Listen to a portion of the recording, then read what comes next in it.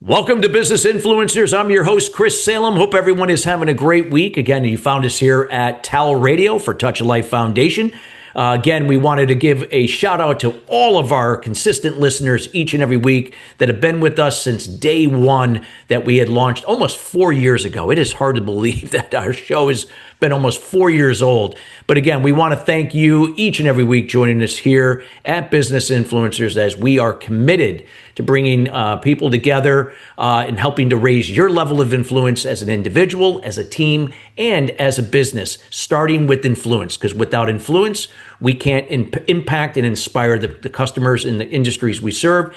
And that has to start from the inside out and how you do that with your people. So we are always here to cover great content, cutting edge content that's going to help elevate you and your business to the next level. Today's show is being brought to you today by Alumni Direct. Alumni Direct is a new social media platform dedicated to bringing alumni together from all different generational types and an opportunity to meet new people for the first time. Now, it is a membership program, taking out all the noise out of social media. You get to generate genuine and authentic relationships with the people you choose to interact with.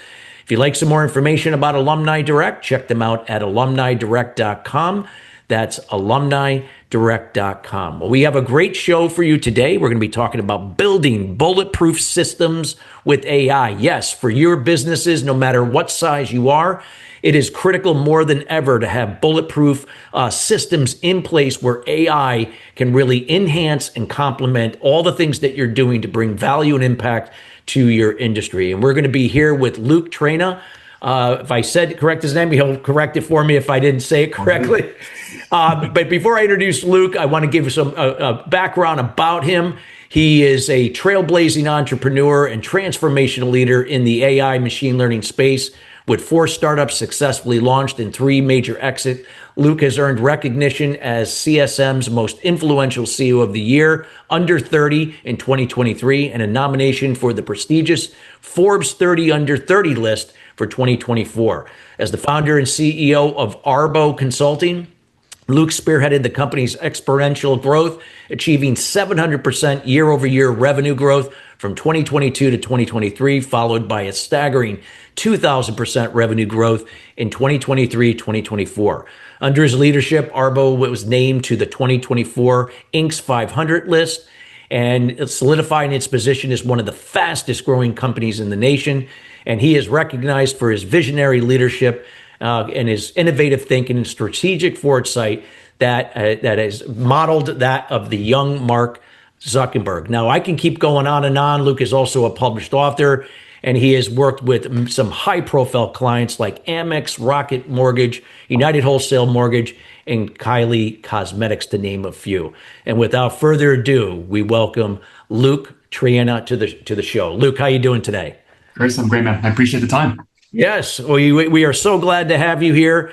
And, Luke, how we always like to start the show is to kind of like look at the topic. We're talking about building bulletproof systems with AI, but like to really get the foundation to that, like what, that you personally, that got you, to, really get behind this and really now deliver more impact to the industry and the customers that you serve in those industries. Yeah, of course not. I've been spending the last 6, 7, 8 years scaling, exiting, and advising companies. The biggest pattern I've seen is businesses don't fail because of bad ideas, right? They fail because of broken systems. At ARBO, what we're doing here is developing frameworks for the world's first AI audit, AI profit audit that are helping these companies uncover the friction and the waste and the lost revenue hidden inside of companies' opportunities, right, and operations. And then we rebuild them with AI at the core. So today, I'm happy and excited to break down, how founders can go from being reactive, back up to resilient, and how to systemize, good decisions from great decisions from bad decisions, and how to stop relying on hustle and instead begin relying on architecture. I love it. So let's dig in. Like when you look at, if you're going to be, and I love the fact that you said about systems, because without the right systems in place, Or not able to connect the dots and to where we are and where we're going. When you are now coming into, looking at a certain organization that might need to revamp or enhance their systems, and now where AI can come in and play a big role in that, what is the first step that, Arbo does? Is it looking at the challenges first to identify what that is that could be better? What would that look like? So when we step into an organization, right, there's a vast number of opportunities we can look at, right? We can look at ops, we can look at product dev, we can look at R&D, we can look at stakeholder misalignment, miscommunications, right? But we want to ask, what's broken that no one has time to fix, right? Where is human labor being wasted? Where are decisions being slowed down? Where is revenue being left on the table? And once we can identify these gaps efficiently, we don't just necessarily slap AI on top of them, right? Kind of what's referred to in the industry as LLM wrappers or simple ChatGPT responses, right? We redesign the system itself. We use AI as a tool to execute that system faster, cheaper, more consistently, right? One company, for example, had 6 or 7 people manually qualifying leads, right? We replaced that with a GPT-driven CRM integration. Another was spending 30 hours a month just compiling internal reports, right? Very simple, mediocre tasks that we can then, automate using, robotic process automation and really streamline these tasks at its core. There. Wow, that's great. I love it. And when you see with AI is out there, so many people are aware of it now, across multiple, all industries at different levels. But what do you find that would be some of the pushback at first? Because it's just a lack of awareness, the fear of certain things that they're unfamiliar with. But again, knowing that how these bulletproof systems can really take their business to a whole new level. So AI awareness is very high, right? That's something that is non-negotiable, and operational understanding is still low, especially at the commercial level and the public level, right? The biggest mistake that we see, are companies trying to just add AI before they actually understand what's needed, right? Love it. They go to tool first versus problem first. Yes. That's where we kind of have to come in and ask, where is your team doing manual work that's slowing them down? Where are your decisions happening too slow to be competitive? Where are you missing revenue because you're reacting instead of anticipating, right? And if we don't start with those questions, AI just becomes another shiny object. So we have to kind of flip the model and say, instead of buying AI and looking for a use case, we need to map the business, find the friction, and then surgically implement, whatever that right tech might be. It's not the same from one company to another, and then go from there. Love it. I love that approach, and I think that's definitely a sustainable model for making a transition or making a change that's going to take them from where they are to where they want to be, or turning a challenge into an opportunity to create a better result type of thing. Love 100%. Love that approach. Walk us through a little bit more of that process. Like when you come in and you're able to kind of like what you just shared, like when you're able to do that, like what would be those, and I'm sure it's different for different projects and businesses or types of business units that you're working with in an organization, but just overall, what would that process look like? Yeah. So, our process is broken down into generally 4 core phases, right? And we keep it intentionally simple, so it's easy for these founders and operators to act on.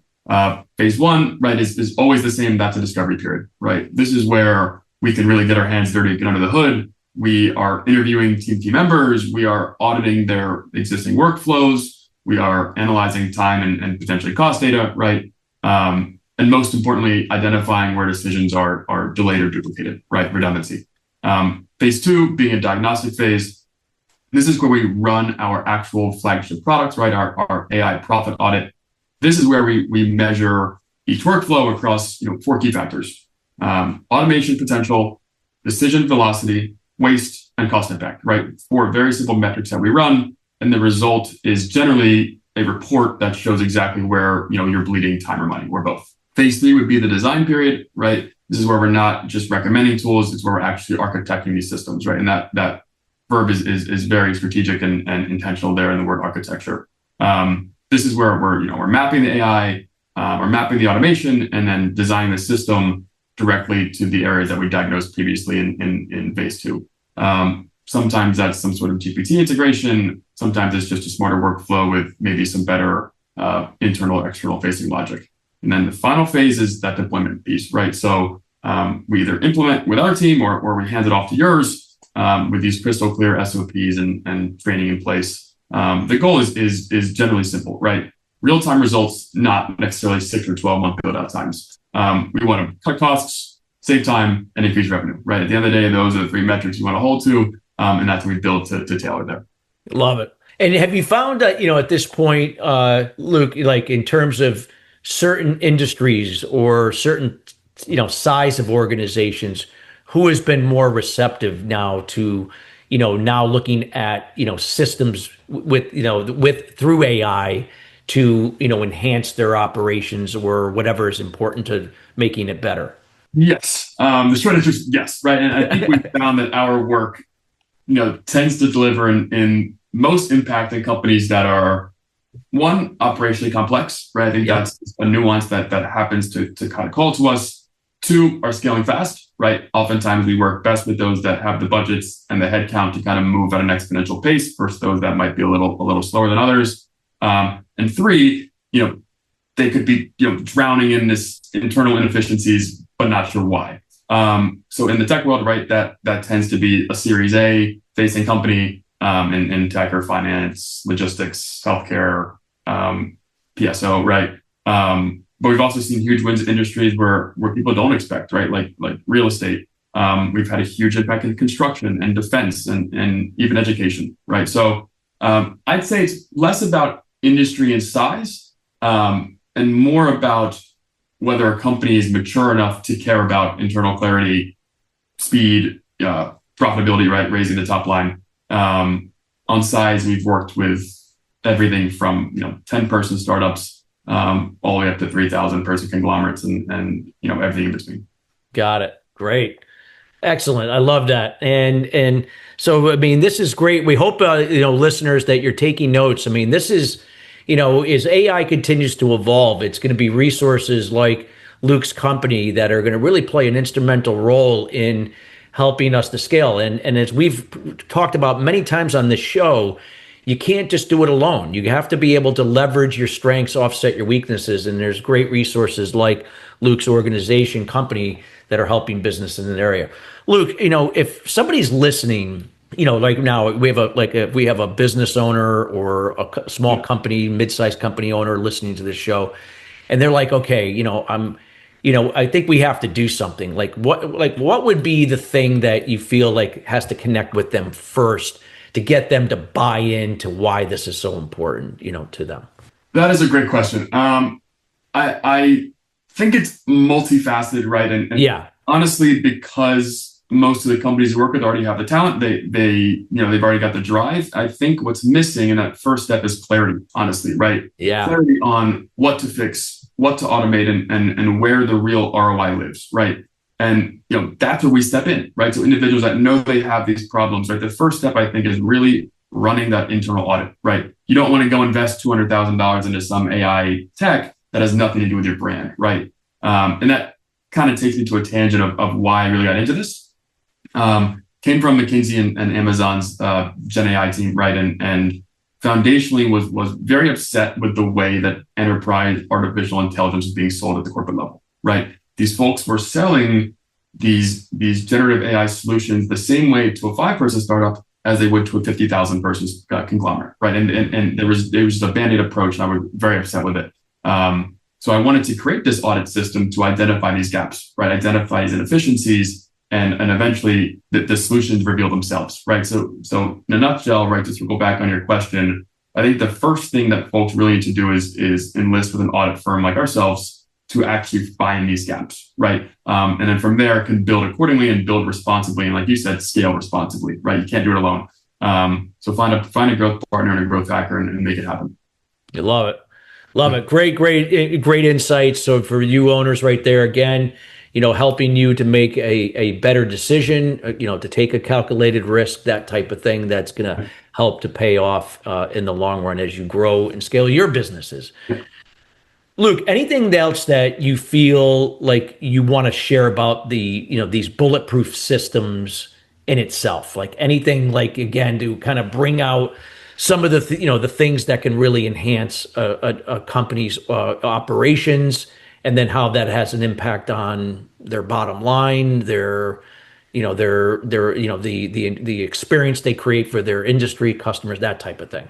Yeah. Anything you'd like to share on that? Yeah, I think, right, if you're a founder, if you're an operator, if you're a business leader, or if you're, an SVP, right, you don't need another tool right now, right? There's an abundance of tools and everyone has them, right? What you need is visibility, right? Yeah. You need to see where your systems are breaking, right? Where they're not bulletproof, right? Where your people are stuck doing repetitive or redundant work, where money is quietly leaking out of your business every single month, right? That's what we do, right? We don't necessarily just sell this AI piece, right? We're building those frameworks, like I mentioned, for clarity, for speed, for profit. And we bring the tech in only once we know exactly what the system needs, right? So if your team's setting a ceiling, your company's setting a ceiling, whether it's in time or growth or bandwidth or all of the above, right? That's not a hiring problem. That's a systems problem. And AI, when done right, can be the unlock there. So message in a nutshell here, right? Don't wait until you're overwhelmed. Build proactively, build intelligently, and build bulletproof. Love it. Love it. Great insights there for us in here.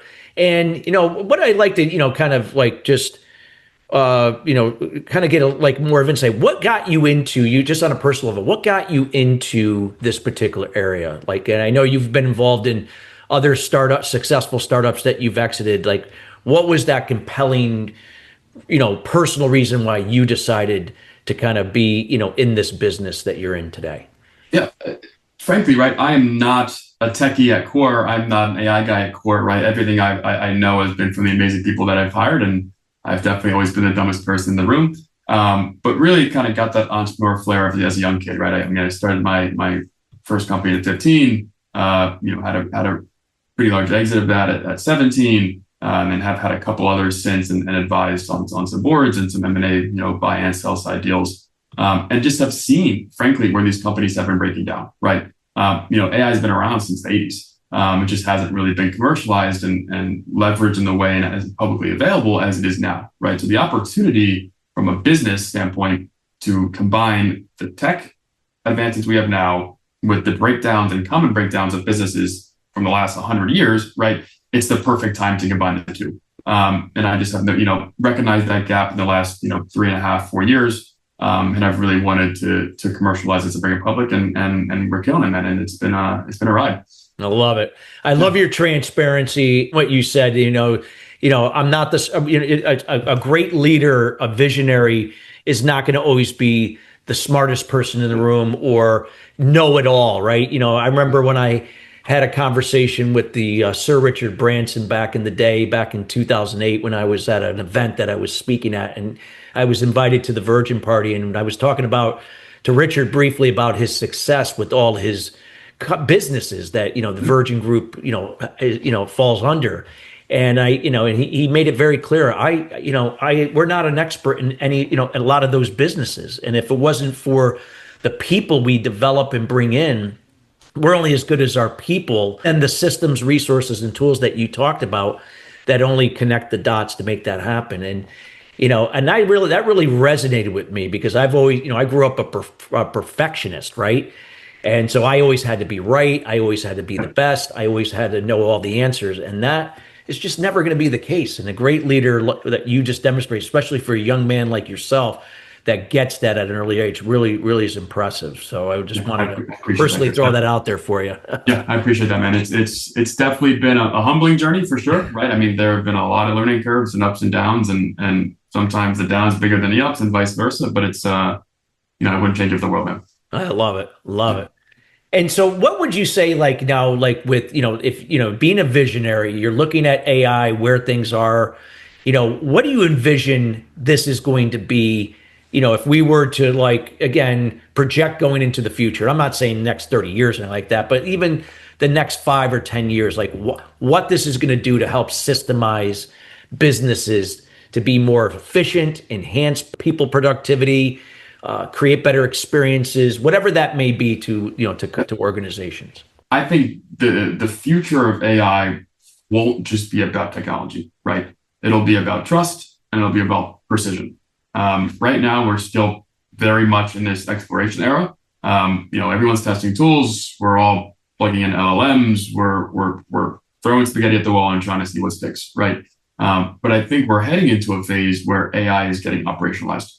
It won't just be a chatbot bolted onto your site, right? It'll be quietly embedded, into the true DNA of your operations. The companies that win will be the ones that don't just use AI; they'll design their systems around it, right, and architect their systems around it. They'll know how to deploy it responsibly, tie it to some real ROI, and then keep their teams human first while being AI accelerated, right? The human will still be pressing the big red button for a lot of these firms, but the lead up to that will be kind of all AI. That's the future I'm betting on, and that's what we're building here at ARBO. Love it. Love it. Great information. And we hope everybody is getting great value. I know I am here talking with Luke. We highly encourage everybody listening to go back and listen to this again. I mean, this is great information.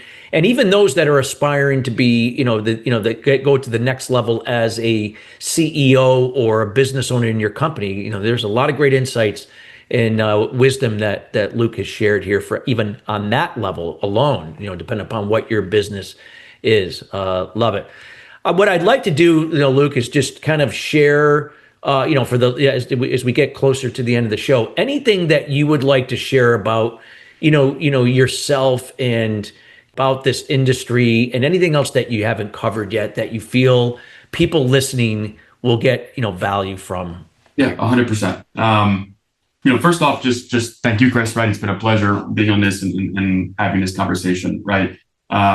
Just to double down, triple down on some the past objects that I've hit on, right? If you're listening and you're a founder or an operator or an exec, my biggest advice is very simple.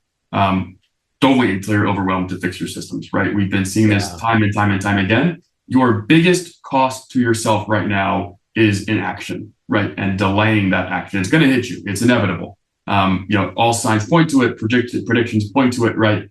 Your cost of an action is your biggest cost right now. AI isn't magic. It's just leverage. But it only works if you build around it with intention, right? So at ARBO, we're helping these companies find the friction, remove the waste, and rebuild those operations at scale. Not with the buzzwords that you're seeing all over the place, right? But with real architecture that lasts. So, whether you're at $2 million a year or 200 million, if your team's running fast and breaking down behind the scenes, happy to talk. Not sure if I'll be linked here, but ARBO, ARBO.ai, and happy to connect there. We'll walk you through how we approach these audits, right? System design and scaling responsibly. But don't just grow fast, right? Grow bulletproof. Yeah, absolutely. No, I love it. And and I know you mentioned your website. We're going to give you another opportunity to put that out there again when you share your contact information personally and for the business as well. For those that definitely want to connect with you and reach out. So I would say that, any final comments that you would like to make, even if it's a high impact statement to whatever you've already shared already, to get in it. And I love the fact that it's about being proactive, not reactive. That's what that message that got to me, that we got to be ahead of the curve to the best of. We don't have to know everything, but we got to be proactive to seek out resources that know better than us in those areas that can help us. But any high impact statement that you would love to just, where it could just resonates with the listener here, that's going to get them to say, yeah, I gotta take action. Yeah. I mean, I think if any listener in this show right now should ask themselves or really reflect on 3 points here, right? Start asking where your time is going, where your team is stuck, and where your decisions are slowing down, right? And that's the foundation for building something bulletproof. And then from there, right, leveraging some technologies and companies that are out there like ourselves, right, we can then build proactively, build intelligently, and build bulletproof. Love it. Great words of wisdom from Luke here. Again, we highly encourage everybody to get in touch with them. So Luke, before you give information how to get it, they can get in contact. I want to thank you personally for taking time out of your busy schedule to be with us here today, to give us this valuable insight that can help business leaders as well as owners of businesses of different sizes to really understand how important bulletproofing systems with AI can mean the difference in their business. What is the best way that people can get in touch with you? What are you up to? And anything else that you'd like to share or offer the audience? Yeah, I think there's four best ways, right? I'm always available for a phone call, right? I'm in the US, and if they want to hit that, that's 267-245-3217. Second best is probably my email. That's Luke, Luke, at ARBO, ARBO, LLC.com. Third best is my LinkedIn. That's just my name, Luke, Luke, last name Traina, Traina. And fourth would be our company website, ARBO.ai. Beautiful. And again, we highly encourage everybody to reach out to Luke. We'll make sure that also that information is in the show notes as well. But again, this is a valuable opportunity to connect with Luke and, be able to align that it could be a difference in where you are and where you want to be with your business. Luke, thank you so much again for being here. We greatly appreciate you. Of course. Thank you, Chris. Thank you. And listeners, we want to thank you each and every week joining us here at Business Influencers. Again, we are committed each and every week in bringing in subject matter experts like Luke in to share their words of wisdom and insights and experiences to help elevate you and your business to the next level. Again, it starts with influence and how you impact others to be more responsible and accountable that are going to help your business get to the next level. If you'd like to see future content that has not been covered on the show in the past, feel free to reach out to our team here at Chris@ChristopherSalem.com, and we'd be more than happy to entertain for a future show. Till then, everybody, have a great rest of your week, and we'll see you next week at the same time here at Business Influencers. Take care.